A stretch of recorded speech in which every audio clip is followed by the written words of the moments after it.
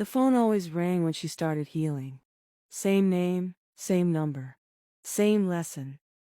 It was strange how heartbreak always knew when to call. But that night, she didn't answer. Not tonight, not again. She'd learned to survive heartbreaks like storms, but peace still felt foreign. She didn't come to be seen. She came to let go.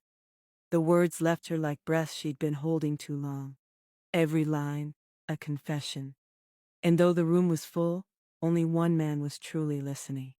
He didn't stare, he didn't flirt. He just listened.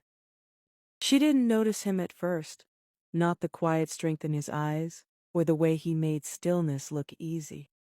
He slid a drink toward her, gentle as a promise. Lavender lemonade, he said. You ordered it last week. She blinked, surprised he remembered. It wasn't flirting, it wasn't small talk. It was peace in the shape of a gesture. And for the first time in a long time, she didn't want to run. She didn't expect to stay. But the storm outside had other plans. They talked like old friends who just met, about everything and nothing. His voice carried calm, the kind that doesn't demand attention, it invites it. He told her about his sons, about rebuilding his life after the storm of his own. She told him about words, how writing saved her when people couldn't. Every pause between them felt like peace. And somewhere between the thunder and her laughter, she realized she wasn't afraid anymore. He didn't grab her. He didn't insist. He just reached out, the way you might reach toward a moment you don't want to end. His hand hovered near hers, patient, open, waiting for her to decide. For a second, she froze, not in fear, but in memory. Then she smiled, the kind of smile that comes after years of guarded silence. And when she took his hand, it wasn't about love. It was about peace and the courage to feel it. Some people see right through you, not to judge, but to remind you who you are. Imani was that kind of mirror. She didn't ask about the man, she asked about the feeling.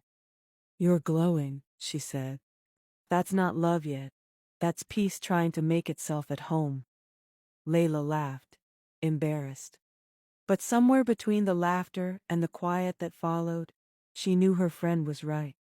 Something inside her had finally stopped surviving and started living again. He kept showing up, not loud, not late, not by accident. He asked how her writing was going, not how she was doing, because he already knew she was rebuilding. He didn't try to fix what broke her. He just held space while she healed. And every time he said, "Text me when you're home safe," it felt less like routine and more like care. Consistency was the romance. Somewhere between the calls, the check-ins, and the small talk, it shifted. He stopped being the man who listened and became the man she wanted to tell everything to. They moved around each other with ease, like they'd been practicing peace all along. They just hadn't known where to set it down. He poured wine. She burned the chicken. They laughed anyway. It wasn't a date. It was something better, a calm they both deserved. Peace felt strange when you'd lived so long in survival. He wasn't asking for her heart, just honesty. And she wanted to give it, but part of her still whispered, what if peace doesn't last? He told her about Atlanta, about expanding the lounge, about new beginnings. His voice was steady, hers was quiet. Because sometimes love doesn't break you. It just asks if you're brave enough to stay. And in that silence between them, she didn't have an answer yet. Peace didn't come rushing in. It arrived the way morning does. Slow, steady, certain. She wrote again. Not about heartbreak, not about loss, but about what it means to feel safe. He didn't call that morning. He didn't have to. Some connections don't need to be chased. They wait, they breathe, they bloom.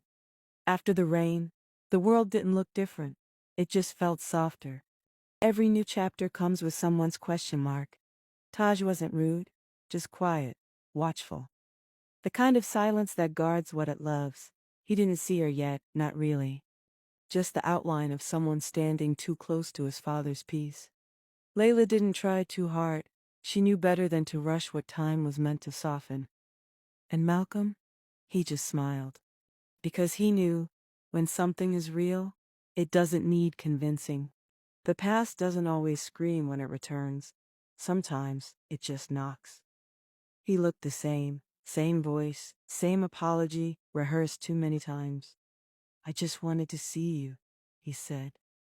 But she wasn't the same woman who waited for that kind of wanting. Peace stood behind her now, steady, patient, and real. She smiled, small but certain. I miss who I was before you, she said. But I don't miss you. And when she closed the door, it didn't sound like goodbye. It sounded like healing. Some conversations don't start with words, they start with time. Taj had his mother's caution, the way he guarded love like it might break if handled wrong. Malcolm didn't rush him. He knew the look, the one that said, I'm not ready to lose you again. She's different, Malcolm said finally. Taj didn't look up.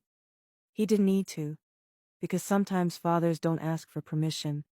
They just hope their sons understand. The first time she read here, her voice shook. This time, it didn't. It carried, smooth, certain, alive. She wasn't performing anymore. She was inviting the room into her peace. And Malcolm didn't clap first. He didn't need to. He just stood there, proud, still, watching her become everything she'd been writing about. Sometimes the right person doesn't change you, they remind you who you already were. Dreams don't always arrive when the heart's ready. He told her about the offer, a new lounge, a new start, bigger stage, brighter lights. He wasn't asking her to follow. He was asking if she could see herself there, beside him, not behind. She smiled, but it trembled, because peace had only just found her here. He reached for her hand. Whatever you choose, he said, make sure it's for you. And in that moment, love didn't sound like possession. It sounded like permission. The heart doesn't always break loudly. Sometimes it just exhales. He told her he'd be leaving soon. Not forever, just long enough to see if his dream could grow roots somewhere new. She wanted to ask him to stay. But peace had taught her, real love doesn't cage the things it admires. If it's meant to grow, he said, it'll survive the distance. She nodded. Not because she agreed, but because she hoped. They stood at the edge of the water until the streetlights blinked on, and for the first time, silence didn't feel lonely. Change doesn't always come with certainty. Sometimes it just comes with hope. She thought about what peace had taught her, that love doesn't stop when distance begins. He never asked her to follow him, but she could feel the invitation, not in his words, but in the way he believed in her. So she packed light, not because she was running, but because she finally understood that home wasn't a place, it was a person.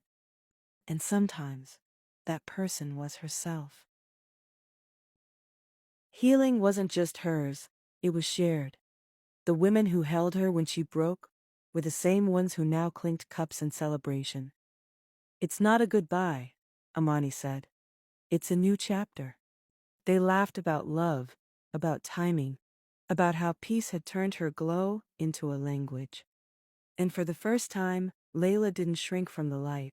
She sat in it, fully, gratefully, free. Dreams have a sound when they finally arrive. He thought it would feel like success, but it felt like peace. She hadn't promised she'd come, but when she did, she didn't need to say a word. He looked at her across the room, and for a moment, everything went still. No thunder, no heartbreak, no noise. Just two people who had learned how to stay standing after the storm. When she smiled, he knew love had come home, not to rescue them, but to remind them they'd already healed. She didn't plan to read tonight, but life has a way of calling us to the microphone when the moment finally feels safe. Her voice was steady, not for applause, not for closure, but for truth. She read about love that listens, about peace that doesn't have to prove itself, about forgiveness that no longer tastes like surrender. And when she reached the last line, the world around her seemed to exhale. He didn't fix me, she said. I was never broken. I just needed the right kind of quiet. Malcolm's eyes met hers. He didn't clap. He just smiled, the kind of smile that says, "We made it."